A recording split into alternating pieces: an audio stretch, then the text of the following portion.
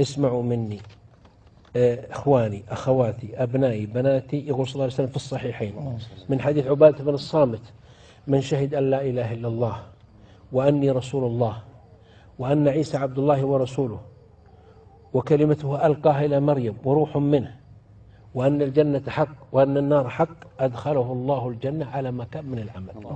رواه البخاري ومسلم. هذه بشرى أول مرة أقولها، لا أعلم أني قلتها في درس بهذا النص أو موجه. أعيد وكرروها الآن في البيوت، تنقلوها، ترى أمانة، في التويتر، في الفيسبوك، في اليوتيوب، يا شبابنا مع أبنائي الرائعين المبدعين الكشافة.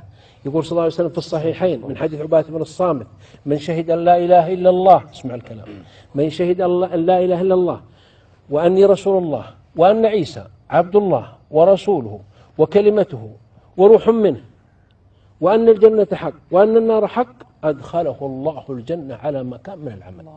ونحن نشهد بذلك. وإنما قال عيسى لنحصر الخلاف، وتكلم في أتباعه أنه ثالث ثلاثة تعالى الله وأنه ابن الله، فأتى بالشهادة يقول أدخله الله الجنة على ما كان من العمل. هذه بشرى، اقبلوها، هذا انشروا هذا المقطع.